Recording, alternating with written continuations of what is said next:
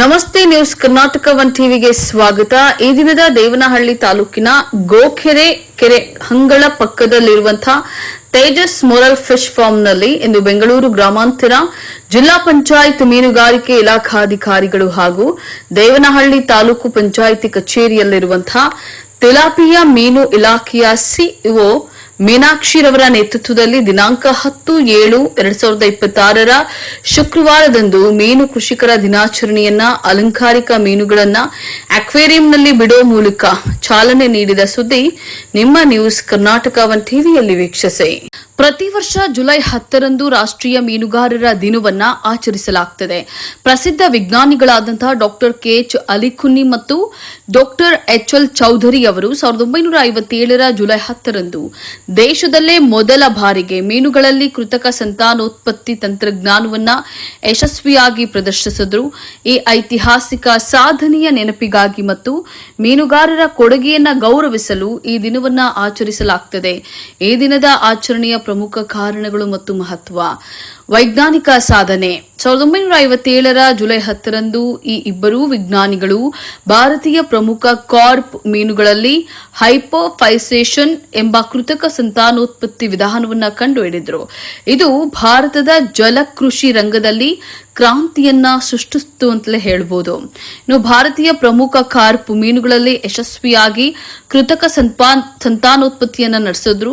ಇನ್ನು ಈ ಮಹತ್ವದ ಆವಿಷ್ಕಾರವು ಭಾರತದ ಮೀನುಗಾರಿಕಾ ವಲಯದಲ್ಲಿ ಕ್ರಾಂತಿಯನ್ನ ಸೃಷ್ಟಿಸಿತು.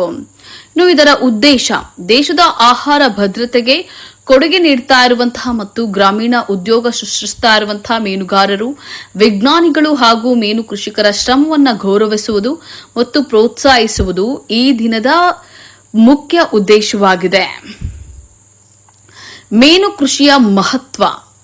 ಇಂದಿನ ದಿನಗಳಲ್ಲಿ ಮೀನುಗಾರಿಕೆಯು ಲಕ್ಷಾಂತರ ಜನರಿಗೆ ಜೀವನೋಪಾಯವನ್ನು ಒದಗಿಸ್ತಾ ಇದೆ. ಜೊತೆಗೆ ಸುಸ್ಥಿರ ಜಲಕೃಷಿ ಹಾಗೂ ದೇಶದ ಬ್ಲೂ ಎಕಾನಮಿ ಬೆಳವಣಿಗೆಗೆ ಇದು ಅತ್ಯಂತ ಪ್ರಮುಖವಾಗಿದೆ. ಮೀನು ಕೃಷಿಕರ ದಿನವು ದೇಶದ ಮೀನುಗಾರರು ಮತ್ತು ಮೀನು ಕೃಷಿಕರ ಅಪೂರ್ವ ಕೊಡುಗೆಯನ್ನು ಸ್ಮರಿಸುವ ಮತ್ತು ಗೌರವಿಸುವ ಮಹತ್ವದ ದಿನವಾಗಿದೆ. ಈ ದಿನವು ಗ್ರಾಮೀಣ ಭಾಗದಲ್ಲಿ ಉದ್ಯೋಗ ಸೃಷ್ಟಿ, ಆರ್ಥಿಕಾಭಿವೃದ್ಧಿ ಹಾಗೂ ದೇಶದ ಆಹಾರ ಭದ್ರತೆಗೆ ಮೀನುಗಾರಿಕೆ ಕ್ಷೇತ್ರ ನೀಡುವಂತಹ ಕೊಡುಗೆಯನ್ನ ಎತ್ತಿ ತೋರಿಸುತ್ತದೆ. ಇನ್ನು ವೈಜ್ಞಾನಿಕ ಸಾಧನೆಯ ಸ್ಮರಣೆ. 1957ರ ಜುಲೈ 10ರಂದು ಭಾರತದ ವಿಜ್ಞಾನಿಗಳಾದಂತಹ ಡಾಕ್ಟರ್ ಎಚ್ಎಲ್ ಚೌಧರಿ ಮತ್ತು ಡಾಕ್ಟರ್ ಕೆಎಚ್ ಅಲಿಖುನಿ ಅವರು ಒಡಿಶಾದಲ್ಲಿ ಮೊದಲ ಬಾರಿಗೆ ಮೀನುಗಳಲ್ಲಿ ಕೃತಕ ಸಂತಾನೋತ್ಪತ್ತಿ ಮಾಡುವಲ್ಲಿ ಯಶಸ್ವಿಯಾದರು. ಆಹಾರ ಮತ್ತು ಪೌಷ್ಟಿಕಾಂಶ ಭದ್ರತೆ. ಪ್ರೋಟೀನ್ನ ಉತ್ತಮ ಮೂಲವಾಗಿರುವಂತಹ ಮೀನುಗಳ ಲಭ್ಯತೆಯನ್ನ ಖಾತ್ರಿಪಡಿಸುವುದು ಮತ್ತು ದೇಶದ ಪೌಷ್ಟಿಕಾಂಶದ ಅಗತ್ಯತೆಯನ್ನ ಪೂರೈಸುವಲ್ಲಿ ಮೀನುಗಾರಿಕೆಯ ಪ್ರಾಮುಖ್ಯತೆಯನ್ನ ಸಾರ್ವಜನಿಕರಿಗೆ ತಿಳಿಸುವುದು ಕೂಡ ಇದರ ಉದ್ದೇಶವಾಗಿದೆ. ನೀಲಿ ಕ್ರಾಂತಿ. ಭಾರತವನ್ನ ವಿಶ್ವದ ಪ್ರಮುಖ ಮೀನು ಉತ್ಪಾದಕ ದೇಶಗಳ ಪಟ್ಟಿಯಲ್ಲಿ ಮುಂಚೂಣಿಯಲ್ಲಿಡಲು ಪ್ರಮುಖವಾಗಿ ಪ್ರಧಾನಮಂತ್ರಿ ಮತ್ಸ್ಯ ಸಂಪದ ಯೋಜನೆಯಂತಹ ಯೋಜನೆಗಳ ಮೂಲಕ ಸರ್ಕಾರ ನೀಡುವಂತಹ ಬೆಂಬಲ ಮತ್ತು ನೂತನ ತಂತ್ರಜ್ಞಾನಗಳನ್ನು ರೈತರಿಗೆ ತಲುಪಿಸಲು ಈ ದಿನ ಕಾರ್ಯಕ್ರಮಗಳನ್ನು ಹಮ್ಮಿಕೊಳ್ಳಲಾಗುತ್ತದೆ. ಈ ಕಾರ್ಯಕ್ರಮದಲ್ಲಿ ನೆಲಮಂಗಲ ಎಡಿಎಫ್ ಅಮೃತ ಹಾಗೂ ಜಿಲ್ಲಾ ಮೀನುಗಾರಿಕೆ ಇಲಾಖೆ ಭಾಗ್ಯಮ್ಮರವರು ಪ್ರಾರ್ಥನೆಯನ್ನ ನಡೆಸಿಕೊಟ್ಟರು. ಡಿಡಿಎಫ್ ಶಿವಶಂಕರ್ ಸ್ವಾಗತಿಸಿದ್ರು. ಡಿಡಿಎಫ್ ಶಿವಶಂಕರ್ ಪ್ರಾಸ್ತಾವಿಕವಾಗಿ ನುಡಿದ್ರು. ಹಾಗೆ ಈ ಒಂದು ಕಾರ್ಯಕ್ರಮ ಆಕ್ಚುಲಿ ಸರ್ ವಿಶ್ವ ಮೀನುಗಾರಿಕೆ ದಿನಾಚರಣೆ ನಾವು ಇವತ್ತು ರಾಷ್ಟ್ರಾದ್ಯಂತ ಮಾಡ್ತಾ ಇದ್ದೀವಿ ಸರ್. ಮುಖ್ಯ ಉದ್ದೇಶ ಯಾಕೆ ಮಾಡ್ತಾ ಇದ್ದೀವಿ ಅಂದರೆ ಸರ್, ಯಾಕೆ ನಾವು ಜುಲೈ 10 ಯಾಕೆ ನಾವು ಮಾಡ್ತಾ ಇದ್ದೀವಿ ಅಂತ ಹೇಳಿದ್ರೆ, ಜುಲೈ 10 ಸರ್ ನಮ್ಮ ಮೀನುಗಾರಿಕೆ ಒಂದು ನೀಲಿ ಕ್ರಾಂತಿನೇ ಒಂದು ಉದ್ಭವ ಮಾಡಿವಾದಂಥ ಒಂದು ದಿವಸ ಸರ್ ಜುಲೈ 10. ಯಾಕಂತ ಹೇಳಿದ್ರೆ ಈ ಜುಲೈ 10 ಸರ್ ಇಬ್ಬರು ವಿಜ್ಞಾನಿಗಳು ಸರ್, ಡಾಕ್ಟರ್ ಅಲಿಖುನಿ ಮತ್ತು ಹಿರಾಲಾಲ್ ಚೌಧರಿ ಅನ್ನೋರು ಇಬ್ಬರು ವಿಜ್ಞಾನಿಗಳು ಒಡಿಶಾದಲ್ಲಿ ಜುಲೈ 10, 1957ರಲ್ಲಿ ಸರ್ ಪ್ರಪ್ರಥಮ ಬಾರಿಗೆ ನಮ್ಮ ಇಂಡಿಯನ್ ಮೇಜರ್ ಕಾರ್ಪ್ ಅಂತ ಹೇಳ್ತೀವಿ sir, catla, rohu, mrigal, silver carp, grass carp, IMC Indian major carps ಏನು ಹೇಳ್ತೀವಿ, ಅವು ನಿಂತ ನೀರಲ್ಲಿ ಅವು ಮೊಟ್ಟೆ ಬಿಡ್ತಿರ್ಲಿಲ್ಲ ಸರ್. ಅಂದರೆ ನಾವು ಕೊಳದಲ್ಲಾಗಲಿ ಪಾಂಡಲ್ಲಿ ಕೊಳದಲ್ಲಿ ನದಿಗಳಲ್ಲಿ ಇಲ್ಲೆಲ್ಲ ಮೊಟ್ಟೆ ಇಡ್ತಿರ್ಲಿಲ್ಲ ಸರ್. ನಾವು ಮೊದಲು ಏನು ಮಾಡ್ತಾ ಇದ್ವಿ, ನಾವು ಜಸ್ಟ್ ಮೀನುಗಾರಿಕೆಯಲ್ಲಿ ಈಗ ಸರೋವರದಲ್ಲಿ ಅಲ್ಲಿ ಇಲ್ಲಿ ಬ್ರೀಡ್ ಆಗಿದ್ದ ಲೋಕಲ್ ಮರಿ ತಗೊಂಡ್ಬಂದು ಕೆರೆನೆಲ್ಲ ಕುಟ್ಟನೆಲ್ಲ ಸಾಕಿ ಮೀನು ಬೆಳೀತಾ ಇದ್ವಿ. ಜಿಲ್ಲಾ ಪಂಚಾಯತ್ ಉಪ ಕಾರ್ಯದರ್ಶಿ ಶಿವಕುಮಾರ್ ಅವರು ಅಧ್ಯಕ್ಷತೆಯನ್ನ ವಹಿಸಿ ಅಧ್ಯಕ್ಷರ ಭಾಷಣವನ್ನ ಮಾತನಾಡಿದ್ರು. ರೈತರಿಗೆ ಯಾರಿಗೂ ಇಲ್ಲ. ಯಾಕಪ್ಪ ಮೀನುಗಾರಿಕೆಯಲ್ಲಿ ಇಷ್ಟು ಇಂಪ್ರೂವ್ ಆಗಿಲ್ಲ ಅಂತಂದ್ರೆ ಹೇಳ್ದಂಗೆ ಮಳೆ ಇರಲಿಲ್ಲ, ಕೆರೆಗಳ ನೀರಿರಲಿಲ್ಲ, ಏನೋ ಅಷ್ಟ ಇಷ್ಟ ಬರೋ ನೀರಿಗೆ ಸುಮ್ಮನೆ ಡ್ರಿಪ್ ಮಾಡ್ಕೊಂಡು ಬೆಳಿಗ್ಗೆ ಬೆಳ್ಕೊತಾರೆ. ಹಾಗಾಗಿ ಮಾಡಕ್ ಆಗಿರಲಿಲ್ಲ. ಏನೋ ಏನಾಗಿದೆ ಅಂದ್ರೆ 6 hour current current 6 hour current ಅರ್ಧ ಎಕರೆಗೂ ಇದು ಮೀನು ಕೃಷಿಗೆ ಬಂದು ನ್ಯಾಚುರಲ್ ವಾಟರ್ ಸಿಕ್ಬಿಟ್ರೆ ವೆರಿ ವೆರಿ ಇಂಪಾರ್ಟೆಂಟ್. ನಮ್ಮ ಸುಬ್ರಹ್ಮಣ್ಯವರು ಹೇಳ್ದಂಗೆ ನ್ಯಾಚುರಲ್ ವಾಟರ್ ಕೊರತೆ ಇತ್ತು. ಈಗೇನೋ ಸ್ವಲ್ಪ ನೀರು ಸಿಗ್ತಾ ಇದೆ. ನಮ್ಮ KC ವ್ಯಾಲಿ ಬರ್ತಾ ಇದೆ, HN ವ್ಯಾಲಿ ಬರ್ತಾ ಇದೆ. ಅದನ್ನ ಒಂದು ಆಜು ಬಾಜಿನಲ್ಲಿ ಮಾಡ್ತಾ ಇದ್ದಾರೆ, ಒಳ್ಳೆ ಕೆಲಸ. ಆಮೇಲೆ ಲಾಸ್ಟ್ ಒಂದು 2-3 ವರ್ಷಗಳಿಂದ ನಮ್ಮ SHG ಮಹಿಳೆಯರು ನಮ್ಮ RDPR ಕೆರೆಗಳಲ್ಲಿ ಮತ್ಸ್ಯ ಸಂಜೀವಿನಿ ಅಂತ ಅಷ್ಟೇನಲ್ಲಿ ಸಾಕಷ್ಟು ಮೀನು ಮರಿಗಳನ್ನ ಬಿಟ್ಟಿದ್ದಾರೆ. ಮೀನುಗಳನ್ನ ಉತ್ಪಾದನೆ ಮಾಡಿದ್ದಾರೆ. ಮೀನು ಉತ್ಪಾದನೆ ಮಾಡಿ ಆರ್ಥಿಕವಾಗಿ ಕೂಡ ಒಂದು ಸದೃಢರಾಗಿದ್ದಾರೆ. ಇಲ್ಲಿ ಮೀನು ಉತ್ಪಾದನೆ ಅಂತಕ್ಕಂಥದ್ದು ಒಂದು ಅವ್ರು ಬೆಳೆದ್ರು ಮಾರಾಟ ಮಾಡಿದ್ರು ಆರ್ಥಿಕ ಇಂಪ್ರೂವ್ ಆಗೋದು ಅಷ್ಟೇ ಅಲ್ಲ ಮುಖ್ಯ.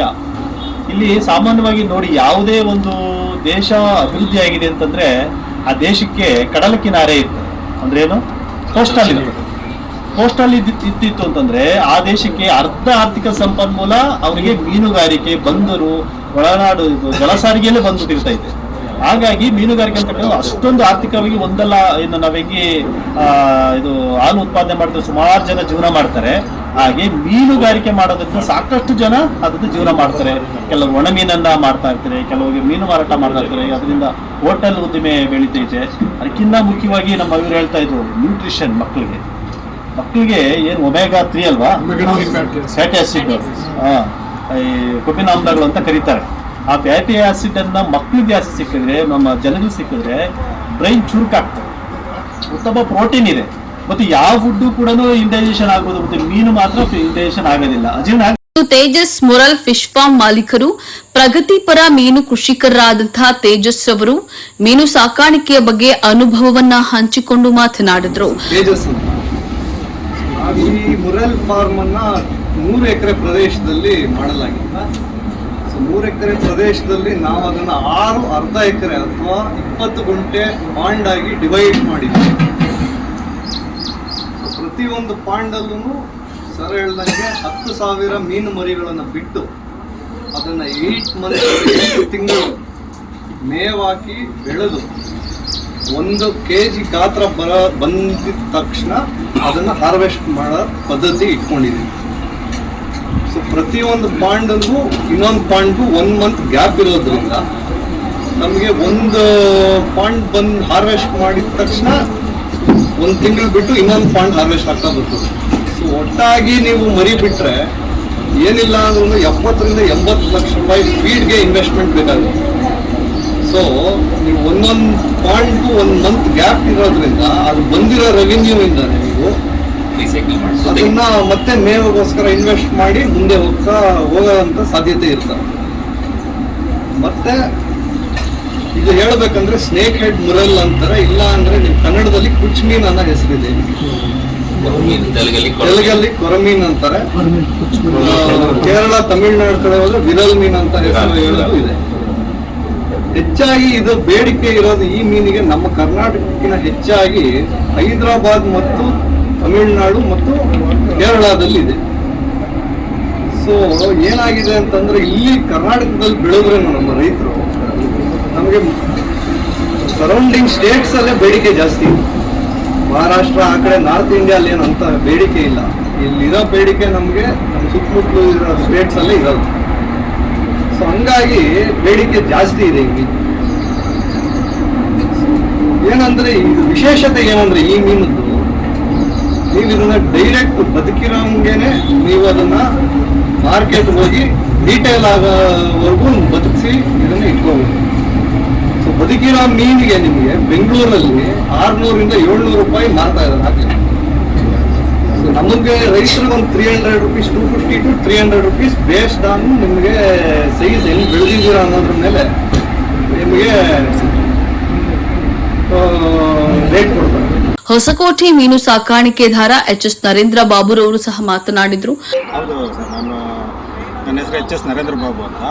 ನಾನು ಸುಮಾರು ಒಂದು 35-40 ವರ್ಷದಿಂದ ನಾನು ಈ ವ್ಯಾಪಾರ ಮಾಡ್ತಾಯಿದ್ದೀನಿ. ಕೆರೆ ಟೆಂಡರ್ ತೆಗೆಯೋದು ಬಿಡೋದು, ಮತ್ತು ಈ ಹೊಸಕೋಟೆ ಕೆರೆ, ಚಿಕ್ಕೆರೆ ಮೀನಾಕ್ಷಿ ಮೇಡಮ್ ಅವರಿಂದನೇ ನಮಗೆ ಕೆರೆ ಮಾಡಿಕೊಟ್ಟಿದ್ದಾರೆ.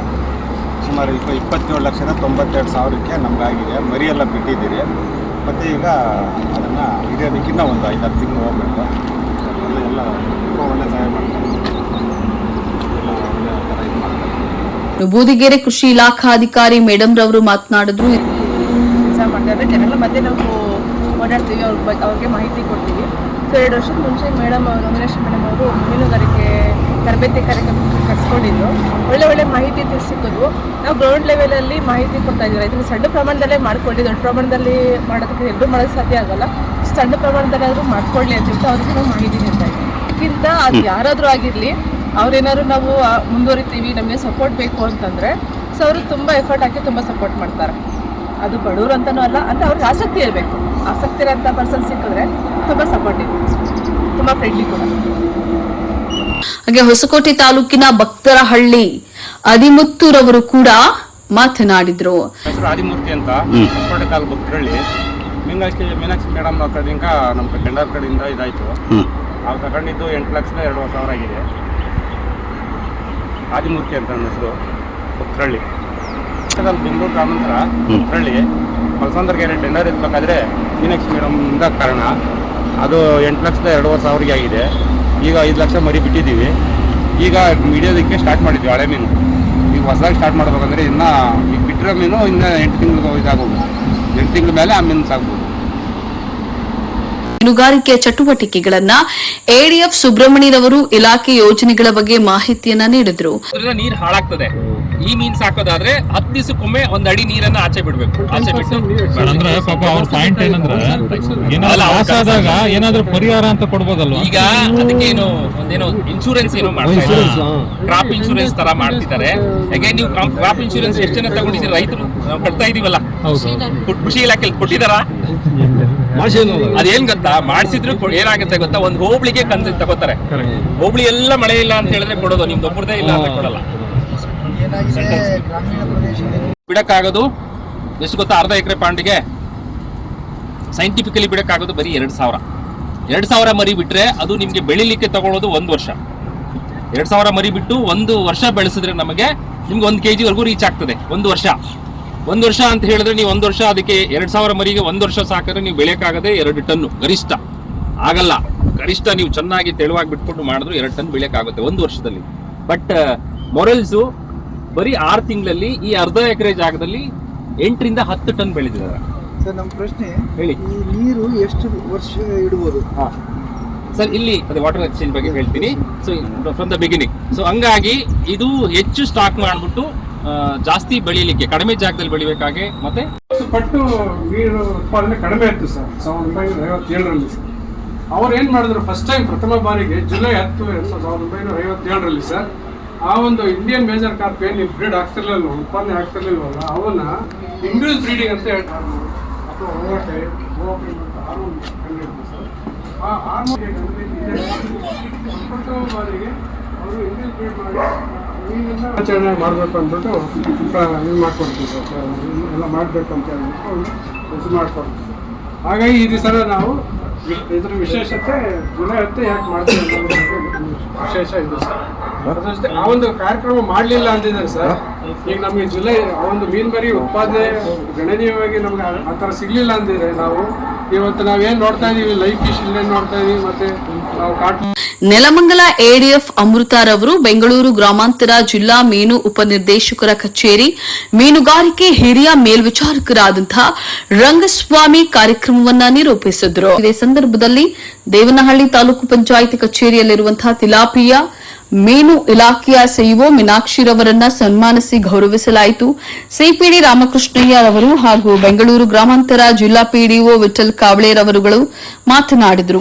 ಈ ಸಮಯದಲ್ಲಿ ಹೊಸಕೋಟೆ, ದೇವನಹಳ್ಳಿ, ದೊಡ್ಡಬಳ್ಳಾಪುರ, ನೆಲಮಂಗಲ 4 ತಾಲೂಕುಗಳಿಂದ ಮೀನು ಸಾಕಾಣಿಕೆದಾರರು ಹೆಚ್ಚಿನ ಸಂಖ್ಯೆಯಲ್ಲಿ ಭಾಗವಹಿಸಿದ್ರು.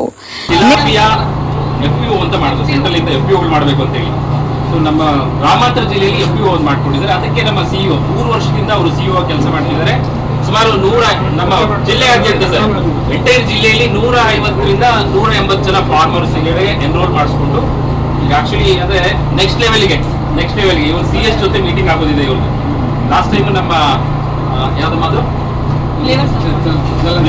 ಅಲ್ಲಲ್ಲ ಜಲಾನಯನ ಇಲಾಖೆಯವ್ರದ್ದು ಅವ್ರದ್ದು ಹೆಡ್ ಮಾಡ್ತಾರೆ. ಏನು FPOಗಳಿಗೆಲ್ಲ ಸ್ಪಾನ್ಸರ್ ಮಾಡೋದು, ಫಂಡಿಂಗ್ ಮಾಡೋದು, ಗ್ರೋತ್ ಮ್ಯಾನೇಜ್ ಮಾಡೋದು ಅಂತ ಜಲಾನಯನ ಇಲಾಖೆಯವರು. ಅವ್ರು ಕಮಿಷನರ್ ಬಂದಿದ್ರು ಇಲ್ಲಿಗೆ ಮೊನ್ನೆ. ಕಮಿಷನರ್ ಬಂದು ಒಂದು ಕಾರ್ಯಕ್ರಮ ಮಾಡಿದ್ದಾರೆ. ನೆಕ್ಸ್ಟ್ ಅಂತಂದ್ರೆ ಸರ್ಕಾರದಿಂದ ಬರ್ತಕ್ಕಂಥ ಹೈ ಲೆವೆಲ್ ಸಬ್ಸಿಡಿಗಳು. ಈಗ ಅವರು ಹೋಟೆಲ್ ಏನೋ ಒಂದು ಮಾಡ್ಬೇಕಂತ, ಹೋಟೆಲ್ ಬಿಸ್ನೆಸ್ ನಮ್ಮ ಇವತ್ತೆಲ್ಲ ಸೇರಿ ಒಂದು ಹೋಟೆಲ್ ಬಿಸ್ನೆಸ್ ಮಾಡಬೇಕು ಅಂತ ಹೇಳಿ ಸಂಘಕ್ಕೆ ಸ್ಪಾನ್ಸರ್ ಮಾಡ್ತಿದ್ದಾರೆ. ಸರ್ಕಾರದ ಫಂಡಿಂಗ್ ಬರ್ತದೆ ಯೋಜನೆಗಳಿಗೆ, ಹಲವಾರು ಯೋಜನೆಗಳಾದ್ರೆ ಅಪ್ಲಿಪ್ಮೆಂಟ್ ಆಫ್ ದ ಫಾರ್ಮರ್ಸ್ ಯೋಜನೆ ಬರ್ತಿದೆ. ಅದಕ್ಕೆ ಒಂದು ಆಲ್ರೆಡಿ ಒಂದು ಸುತ್ತಿನ ವಿಸಿಟ್ ಆಗಿದೆ ಕಮಿಷನರ್, ಜಲಾನಯನ ಕಮಿಷನರ್ ಇಂದ ಆಗಿದೆ. ನೆಕ್ಸ್ಟ್ ಅಂತ CS ಇಂದ ಅದು ಫಂಡಿಂಗ್ ಆಗ್ಬೇಕಾಗತ್ತೆ, ಅದ್ರದ್ದು ಆಗ್ಬಿಟ್ಟು ಕಾರ್ಯಕ್ರಮ ಆಗುತ್ತೆ. ಸೊ ನಮ್ಮ ಅಂದ್ರೆ ಈಗ ನಾವು ಇಲಾಖೆ ಅಧಿಕಾರಿಗಳು ಏನಿದ್ದೀವಿ, ನಾವು ಇಲಾಖೆಯ ಕಟ್ಟುಪಾಡುಗಳಲ್ಲಿ ಕೆಲಸ ಮಾಡ್ತಿರ್ತೀವಿ. ನಮಗೆ ಲಿಮಿಟೇಷನ್ಸ್ ಇರುತ್ತೆ, ಕಂಟ್ರೋಲ್ ಇರುತ್ತೆ. ಅವ್ರದ್ದು ಒಂದು ಸಂಘ ಸಂಸ್ಥೆ, ಪ್ರೈವೇಟ್ ಸಂಸ್ಥೆ ಆಗಿರೋದ್ರಿಂದ ಅವ್ರಿಗೆ ಫ್ರೀ ಇರ್ತದೆ. ಅವ್ರಿಗೆ ಯಾವುದೇ ಕಾಯ್ದೆ ಕಾನೂನುಗಳ ಲೆಕ್ಕಕ್ಕೆ ಇರಲ್ಲ, ನಮ್ಮಷ್ಟಿರಲ್ಲ, ಸಣ್ಣ ಬೈಲಾ ತರ ಇರುತ್ತೆ. ಸೊ ಹಂಗಾಗಿ ಅವರು ನಮ್ಮ ಮೀನುಗಾರರಿಗೋಸ್ಕರ ಮೀನುಗಾರರನ್ನ ಸಂಘಟನೆ ಮಾಡೋದ್ರಲ್ಲಿ ಕಾರ್ಯನಿರತರಾಗಿದ್ದಾರೆ. ಅವ್ರಿಗೂ ನಮ್ಮ ಈ ಮೀನು ಕೃಷಿಕರ ದಿನಾಚರಣೆಯನ್ನ ಮೀನು ಕೃಷಿಕರ ಬಗ್ಗೆ ಏಳಿಗೆ ಬಗ್ಗೆ ಯೋಚನೆ ಮಾಡ್ತಿರೋದ್ರಿಂದ, ಕೆಲಸ ಮಾಡ್ತಿರೋದ್ರಿಂದ ಅವ್ರಿಗೂ ಈ ಸಂದರ್ಭದಲ್ಲಿ ನಮ್ಮ DS ಸಾಹೇಬ್ರ ಕಡೆಯಿಂದ ಒಂದು ಸನ್ಮಾನ ಮಾಡ್ಬೇಕು ಅಂತ ಹೇಳಿ. ಬಾಬಾ ಬ್ಯಾಗ್ ಎತ್ಕೊಂಡ್ಬರ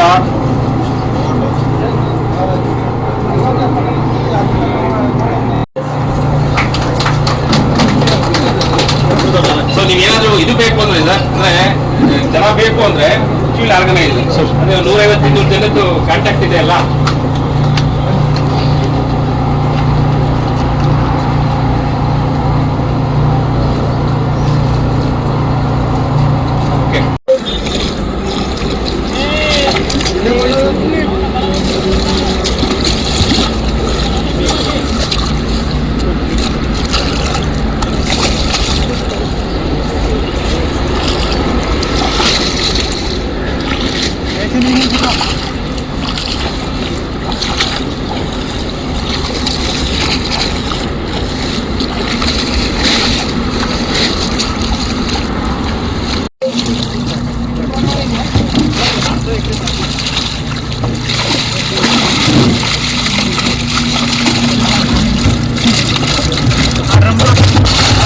ಇಲ್ಲಿ ಬನ್ನಿ ಒಂದು ನಿಮಿಷ, ಯಾರು ಫಾರ್ವರ್ಡ್ ಬಂದಿದ್ದೀವಿ ಒಂದು ನಿಮಿಷ ಬನ್ನಿ ಇಲ್ಲಿ.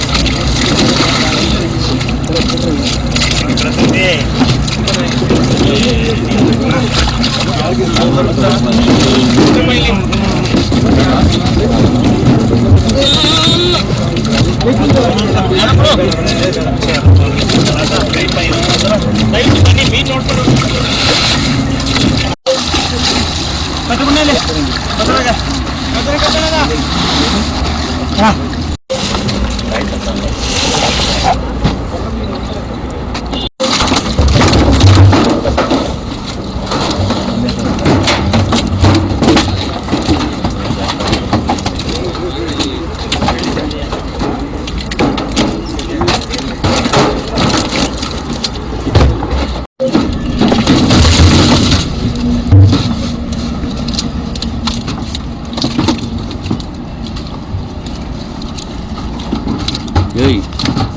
மகேஷ் அண்ணன் மணிகன் சொல்லு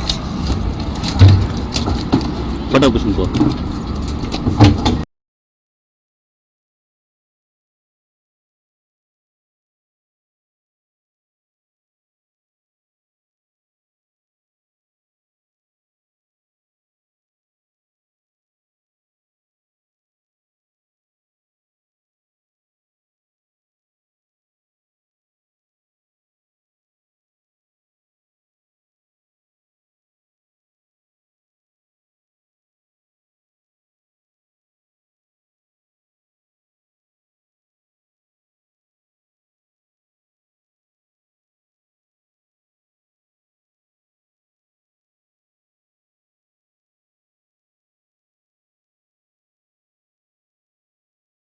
ನ್ಯೂಸ್ ಕರ್ನಾಟಕ 1 ಟಿವಿ ಬೆಂಗಳೂರು ಗ್ರಾಮಾಂತರ ಜಿಲ್ಲಾ ವರದಿ ಸೀತಾರಾಮ್ ಜೊತೆ ಎಂಆರ್ ನಾಗರಾಜು.